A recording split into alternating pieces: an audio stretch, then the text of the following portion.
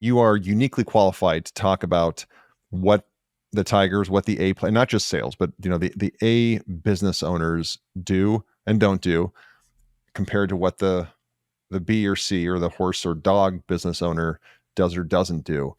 If you were to add a bonus chapter to your book and you were to say, look, man, let me just get this on one page for anybody who's interested. Here's the 3 things or the 2 things or the 5 things I consistently see the winners do. And here are the 3 or 5 things I consistently see the C players do. And it's almost like you can just stamp these things out because it's so obvious when I see this behavior. What would that one-page chapter involve of here are the 5 things that they do right, here are the 5 things you always see them fall short on? I don't know if there's bonus chapter just for owners. I think it would be for all, just people in general, right? So, one of the things that I believe, my experience, in my personal as well as the people that I've worked with, it's the most important is be around the people you want to become like. You know, actually, I would make that number 2. Number 2, number 1 is decide who do you want to become. I think that's number 1. Like, who do you really want to become? Not what do you want to do, not what do you want to accomplish, but who do you want to become? Because the rest will fall from there.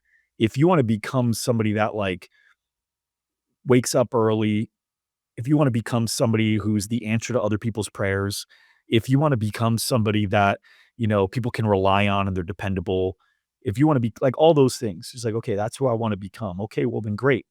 Who are those people? Right.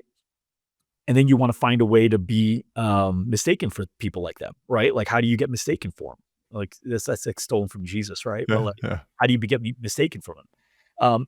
But man, I remember when I lived with 3 personal trainers, I never ate so well. Yeah. I mean, I was just eating really good stuff consistently, like on my feeding times. It was just, Yeah. I knew when it was time to eat because everyone was eating, right? Yeah. And I worked out all the time.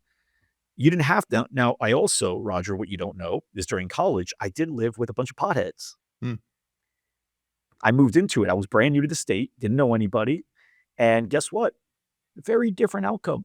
Sure. Not a lot of working out, Sure. not a lot of Sure. eating healthy, a Sure. lot of eating. A lot of pizza. Yeah, a lot of pizza. Um, so how? I'm the same person. I'm constant. Why is it so different? Well, because we're tribal. And so our natural instincts are to become like our environment because it's our best chance of survival. We want our tribe to accept us. That's why social media is also so dangerous because we're not meant to connect with millions of people. So we want everyone's opinion to match ours. When they don't, we feel a sense of intimidation, but that sense comes from a natural tribal feeling of like, am I going to get ousted from my tribe? Because that would be dangerous. We can't run fast. We can't jump high. We can't swim. We can't fly. We can't do any of these things. So we really depend on tribes. So that's an internal genetic evolutionary feeling of like, I need to be accepted. So when you find your core people, you will naturally become like them because we're wired to do it. So find people, I would say that's number 2. Number 3 is practice wisdom more than intelligence. Mm. I think it's easy to have knowledge because you can just go get knowledge, but I think wisdom is earned, Mm. and it's earned by a couple ways. One of them, I remember this quote, and it's definitely got me to sit back a bit more, which is wisdom is gained when you would rather listen, or I'm sorry, wisdom is gained when you listen where you'd rather speak. Mm. And, it's an interesting one. And Yeah. then also just asking questions. Where does that come from? Why? Stuff like that.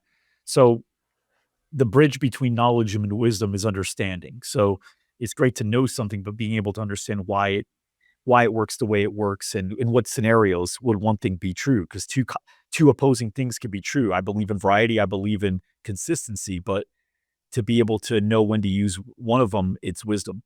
So I think practicing wisdom and stoicism and just a deeper level of thinking. And then actually number 4 is thinking about your thinking. I think often we want to get better by studying other people. And I think there's value in that. I do it. But we forget that anything you learned at some point, there's a root.